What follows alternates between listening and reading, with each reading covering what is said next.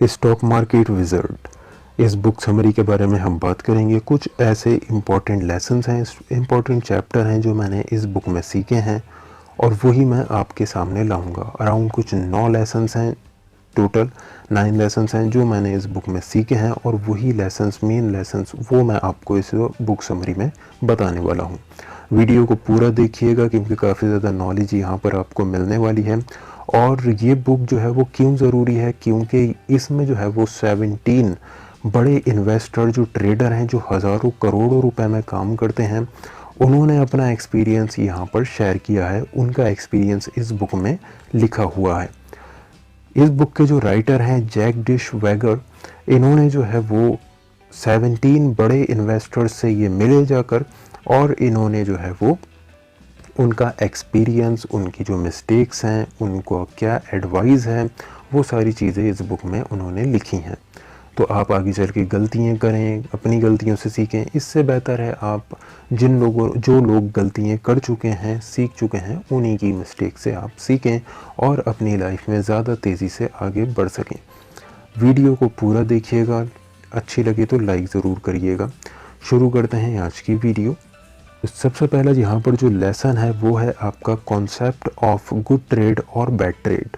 असल में good trade एक अच्छा ट्रेड और बैड ट्रेड यानी कि एक बुरा ट्रेड क्या होता है। आपकी और हमारी नज़र में एक अच्छा ट्रेड वही है जहाँ पर आपको बहुत अच्छे तरीके से प्रॉफिट हुआ है और एक बुरा ट्रेड वही है जहाँ पर आपको बहुत बुरे तरीके से लॉस हुआ है, राइट।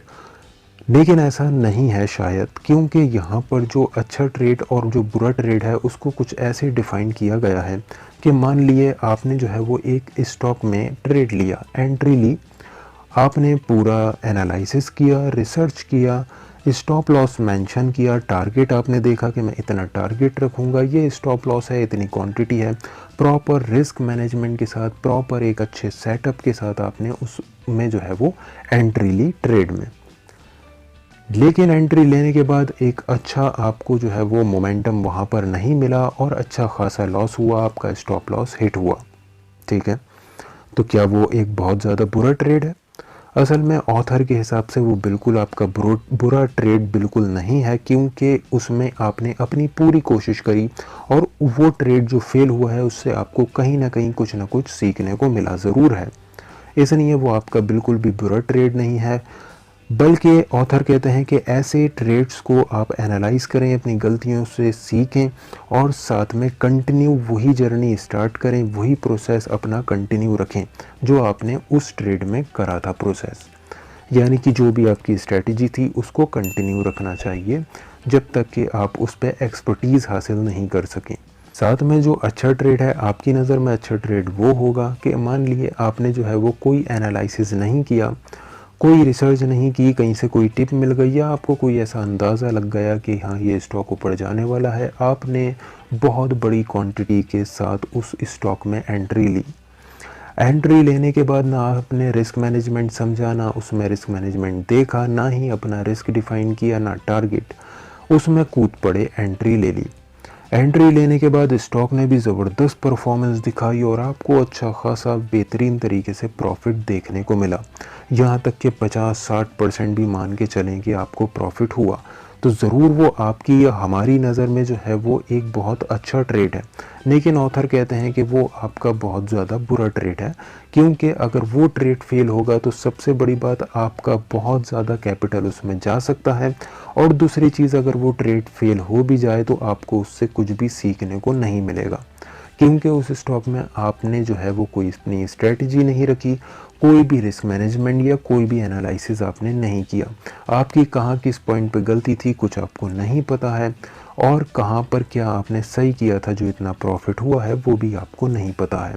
तो इन्हीं सारी चीज़ों को देखते हुए वो एक बुरा ट्रेड है और जो ट्रेड आपने एनालिसिस करके लिया है, चाहे वो उस ट्रेड में लॉस हो, लेकिन वो एक अच्छा ट्रेड है जिससे आपको कुछ ना कुछ सीखने को मिलेगा और आगे चल के फ्यूचर में आपको उसमें जो है वो सक्सेस मिल सकती है। दूसरा हमारा कॉन्सेप्ट है only cut losers not make you rich. सिर्फ आप अपने लॉसेस को काटते रहेंगे, लॉसेस को छोटा रखेंगे, उससे आप कभी भी मार्केट में अमीर नहीं बन सकते, प्रॉफिटेबल नहीं बन सकते। हाँ, एक बार को जो है वो जो आपका रिस्क है वो आपने डिफ़ाइन किया है, प्रॉपर अपने स्टॉप लॉस पे निकले हैं, बहुत अच्छी बात है, करना चाहिए, ज़रूर करना चाहिए। लेकिन सिर्फ अपने स्टॉप लॉसेस पर एग्ज़िट करने से प्रॉफ़िटेबल नहीं हो सकते आप मार्केट में, ये भी एक सच्चाई है, जिसको आप मानते हैं। ऑथर कहते हैं कि अगर आप जो है वो इस स्टॉक में ट्रेड ले रहे हैं या किसी भी कहीं पर भी जैसे मार्केट में ट्रेड लेते हैं और साथ में आपका जो है वो स्टॉप लॉसेस लगातार हिट हो रहे हैं, भले ही आप जो है वो रेगुलर अपना डिसिप्लिन फॉलो कर रहे हैं, अपने प्रॉपर स्टॉप लॉस जो आपने डिफ़ाइन किए हैं उन्हीं स्टॉप लॉसेस पर एग्ज़िट कर रहे हैं, लेकिन उससे कहीं ना कहीं आपकी कैपिटल तो सेव हो रही है, बिल्कुल हो रही है, लेकिन आप प्रॉफिटेबल नहीं हो सकते, मार्केट में कमा नहीं सकते। कमाने के लिए आपको विनर्स को लंबा होल्ड करना पड़ेगा और साथ में जो है वो आपको जो प्रॉफिटेबल मतलब जो आपके ट्रेड हैं उनको आपको काफ़ी लंबा होल्ड करना है, प्रॉफिट को जो है वो ज़्यादा से ज़्यादा स्टॉक से निकालना है। इसीलिए आपको जो है वो विनर्स को लंबा होल्ड करना है ताकि ज़्यादा से ज़्यादा प्रॉफिट आपके पास आए और जो आपके स्टॉप लॉसेस हिट हुए हैं वो भी आपके रिकवर हो पाएँ।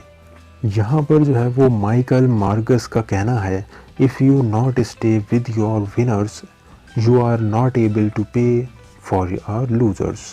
अगर आप जो है वो अपने विनर्स को लंबा होल्ड नहीं कर पा रहे हैं, विनर्स के साथ अपने नहीं रुके हुए हैं, तो आप जो है वो अभी अपने लूज़र्स यानी कि अपने नुकसानों को पैसा देने में अभी जो है वो सक्षम नहीं हैं, यानी कि जो है वो अभी एबल नहीं हैं। इसमें जो है वही बात आ रही है कि अपने विनर्स को जो है वो अगर आप रोक रहे हैं, अपने जो है वो प्रॉफिटेबल स्टॉक्स में, अपने प्रॉफिटेबल ट्रेड्स में आप रुके हुए हैं, तभी आप एबल हैं अपने लूज़र्स ट्रेड को, नुकसान दे जो ट्रेड हैं उनको पे करने में, तभी आप सक्षम हो पाएंगे, जब तभी आप अपने लॉसेस को जो आपको नुकसान हुए हैं उसको रिकवर कर पाएंगे। हाँ, एक लॉजिक रहेगा आपका big profit big loss, small profit small loss, या फिर कुछ नहीं। ये चीज़ भी सही है कि बिग प्रॉफिट बिग लॉस के एक कॉन्सेप्ट है, लेकिन ये डिफ़ाइन करेगा कि आप कितनी जल्दी मार्केट से निकल जाएंगे।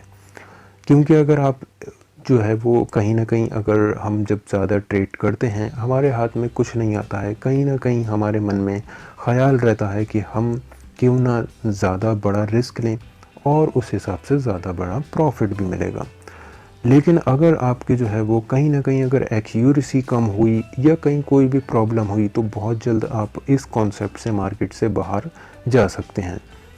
बेहतर यही है, छोटा रिस्क लें, छोटा प्रॉफिट लें, लंबे समय तक मार्केट में टिके रहें, प्रैक्टिस करते रहें, एक ना एक दिन एक्सपर्टीज़ हासिल हो जाएंगी और कहीं ना कहीं आप प्रोफेशनल ट्रेडर्स में आ जाएंगे, प्रॉफिटेबल ट्रेडर्स में आ जाएंगे। चौथा लेसन है, don't be too tied with history, यानी कि हिस्ट्री को बहुत मजबूती से पकड़ना कोई ज़्यादा समझदारी वाली बात नहीं है मार्केट में। इसमें ऑथर एक एग्जांपल से बताते हैं कि सोयाबीन का उस टाइम पे वो कोई कहीं पर जो है वो अपना ट्रेड करते होंगे, तो सोयाबीन का जो प्राइस था वो मार्केट में तकरीबन $3 से $4 के अराउंड ही रहता था, इससे ज़्यादा ऊपर नहीं जा पाता था। एक दिन अचानक उसमें एक अच्छा ब्रेकआउट आया और 3 महीने के अंदर वो सोयाबीन का प्राइस $12 तक गया।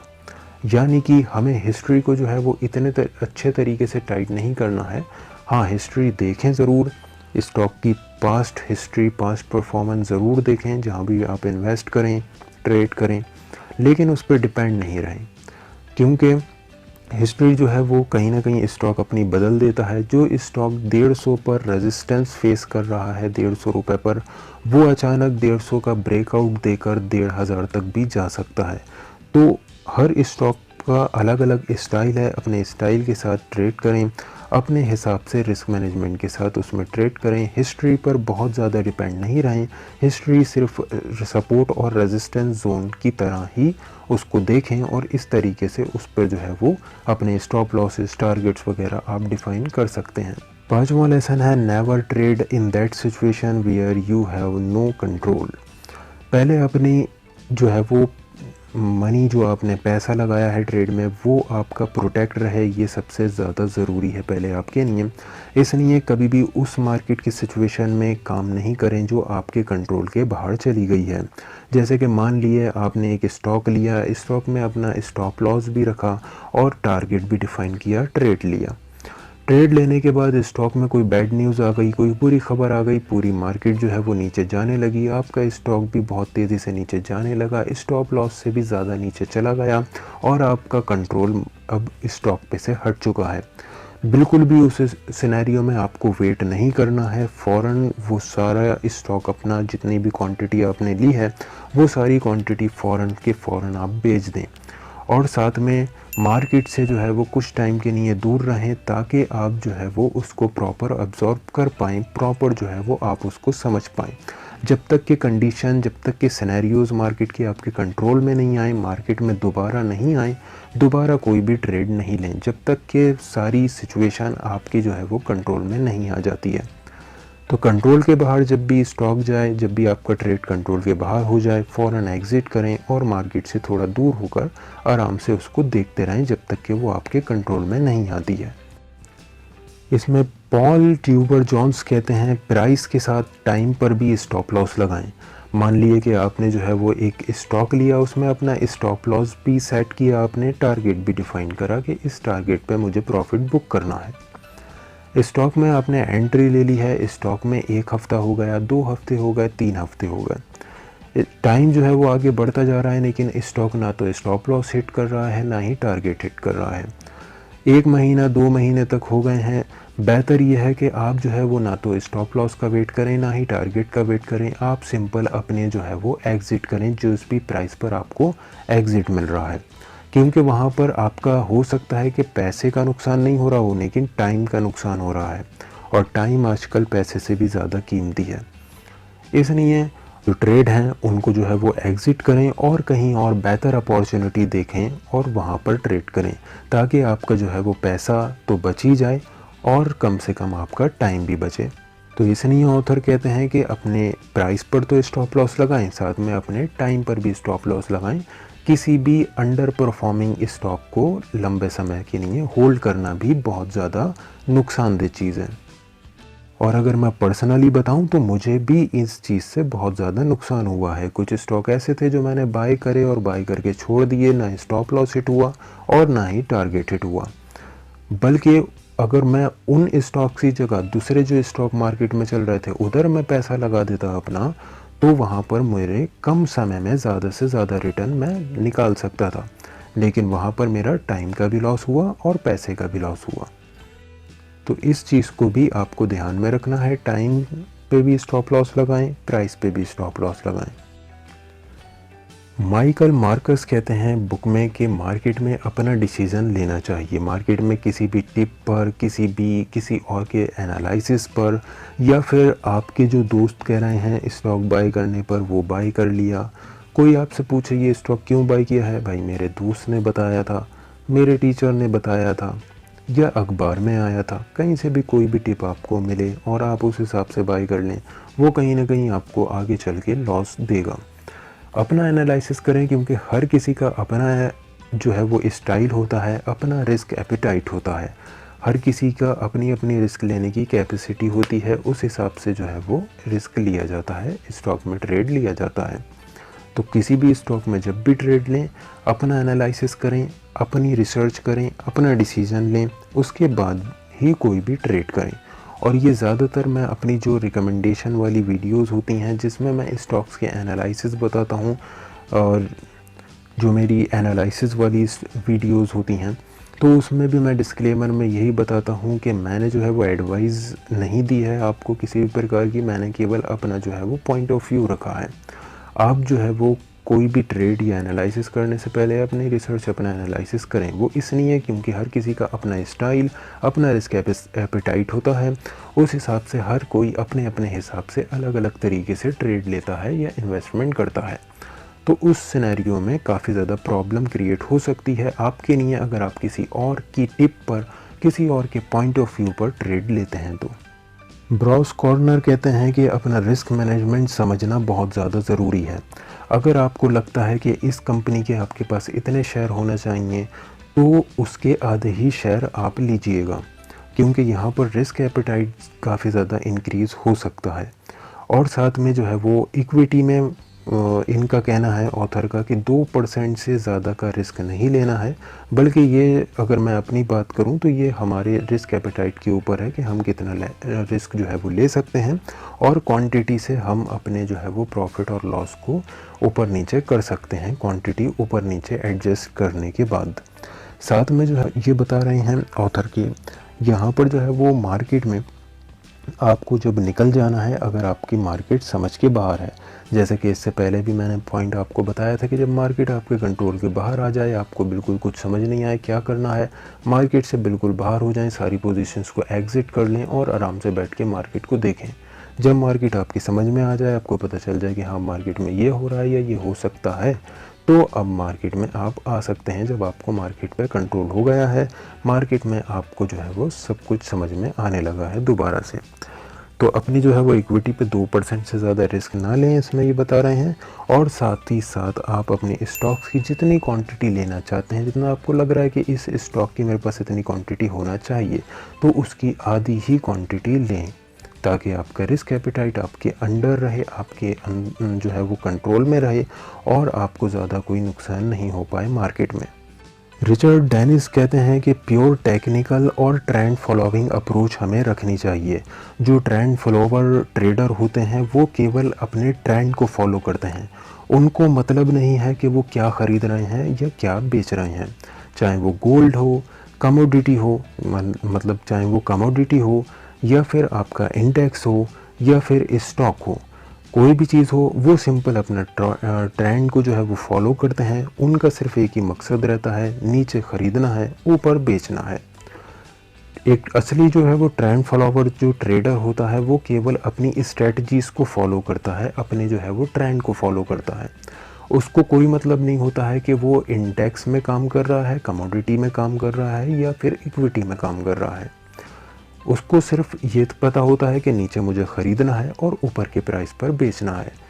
यहाँ पर जो है वो ये इम्पोर्टेंट नहीं है कि आपके पास कौन सी स्ट्रेटजी है और कौन से रूल्स हैं, बल्कि इम्पोर्टेंट ये है कि आप अपनी स्ट्रेटजी पर कितना फॉलो कर रहे हैं अपनी स्ट्रेटजी को, और आप अपने रूल्स को कितना फॉलो कर रहे हैं, ये ज़्यादा इम्पोर्टेंट है।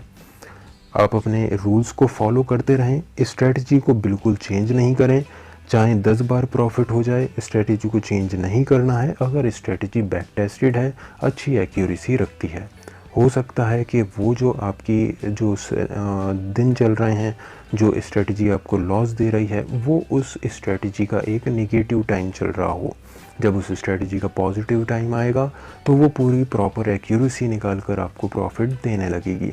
तो अपनी जो है वो स्ट्रेटजी को कम से कम 3 महीने तक, पर्सनल आपको एडवाइस दे रहा हूँ कि यहाँ पर आपको कम से कम 3 महीने तक अपनी स्ट्रेटजी को बैक टेस्ट करना है, यानी कि एक तरीके से फॉरवर्ड टेस्टिंग इसको करनी है।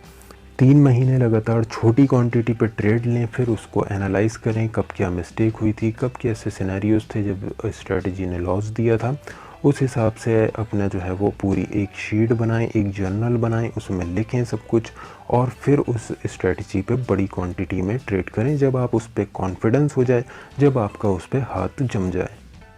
ईडी सेकोटा जो है वो 5 रूल इसमें बुक में बताते हैं, जहाँ पर cut losses early. Cut losses early का मतलब यही है कि अपने जो भी लॉसेस हैं उनको सबसे पहले जल्द से जल्द जो है वो उनको जो है वो कट करो, उनको काटो। और दूसरा इनका रूल है राइड विनर्स, यानी कि जब आपको प्रॉफिट हो तो उसको लंबा लेकर चलो। तीसरा रूल है कीप बेट्स स्मॉल, यानी कि अपना जो है वो छोटा रिस्क लेना है, अपना छोटा रिस्क लीजिए, रिस्क मैनेजमेंट के हिसाब से प्रॉपर जो है वो छोटे रिस्क बड़े प्रॉफिट पर ध्यान दीजिए। Follow the rules without questions, चौथा इनका रूल है। इसमें जो है वो आपको अपनी स्ट्रेटजी को फॉलो करना है बिना किसी अपने आप से सवाल पूछे। अगर आपकी स्ट्रेटजी लॉस भी दे रही है, कोई फ़र्क नहीं पड़ता है, सिंपल आपको छोटी छोटी क्वांटिटी आप अपनी फ़ौरन छोटी कर दी अगर लॉस दे रही है स्ट्रेटजी, लेकिन स्ट्रेटजी को चेंज करने की बिल्कुल ज़रूरत नहीं है। उसमें कहीं ना कहीं आप जो है वो घूमने लगेंगे मार्केट में और बहुत ज़्यादा टाइम वेस्ट कर देंगे। अपनी एक स्ट्रेटजी अच्छी जो बैक टेस्टेड है, जिसमें अच्छी एक्यूरेसी है, उसी पे बने रहें, उसी के रूल्स को फॉलो करें। एक ना एक दिन एक अच्छे प्रोफेशनल ट्रेडर ज़रूर बनेंगे। और साथ में इनका जो 5वां रूल है वो है know when to break the rules, यानी कि आपको समझ आना चाहिए कि आपको रूल कब ब्रेक करना है। इसका मतलब ये नहीं है कि आपको अपने मार्केट में रूल ब्रेक करना है। कहने का मतलब ये है कि जब आपको जो है वो पोजीशंस जो आपने बनाई हुई हैं मार्केट में, तो मार्केट में कोई ऐसा सिनेरियो हो जाए, जैसे हमने पहले डिस्कस किया था कि आपकी मार्केट समझ नहीं आए, तो जब मार्केट आपको जो है वो समझ नहीं आएगी तो आपको जो है वो सारी क्वांटिटी अपनी बेच देनी है, सारी क्वांटिटी से जो है वो सारी पोजीशन से एग्ज़िट करना है और मार्केट को दूर बैठकर आराम से देखते रहिए जब तक मार्केट आपके कंट्रोल में नहीं आ जाए, जब तक मार्केट आपको समझ नहीं आ जाए। तो यही कुछ इम्पॉर्टेंट रूल्स थे, लेसन्स थे जो इस बुक में जो है वो दिए हुए हैं। काफ़ी ज़्यादा इम्पॉर्टेंट लेसन्स हैं, इन पर ज़रूर फॉलो करें। समझ नहीं आया है वीडियो को ज़रूर दोबारा से देखें, फिर भी समझ नहीं आए कमेंट करके मुझसे पूछें, ज़रूर जवाब देने की कोशिश करूँगा। चैनल को ज़रूर सब्सक्राइब कर लें ऐसी इन्फॉर्मेटिव और नॉलेजेबल वीडियोस के लिए, और मैं काफ़ी ज़्यादा बुक समरीज़ जो है वो लाता रहता हूँ, तो ज़रूर जो है वो फॉलो कर लें, चैनल को सब्सक्राइब कर लें, मतलब ताकि आप तक जो है वो हर बुक समरी पहुंचती रहे और स्टॉक मार्केट से रिलेटेड जितनी भी बुक्स हैं उनके जो भी निचोड़ है, जो उनकी जो है वो मेन नॉलेज, मेन लेसन्स हैं, वो आपकी समझ आते रहें, उनसे आप कुछ ना कुछ सीखते रहें। मिलते हैं अगली वीडियो में। इस वीडियो को लाइक नहीं करा है तो फ़ौरन अभी जो है वो वीडियो को लाइक कर लें और बेल का आइकन प्रेस करें, सब्सक्राइब करें, ताकि हर वीडियो की अपडेट आप तक पहुंचते रहे। मिलते हैं अगली वीडियो में, जब तक के लिए धन्यवाद।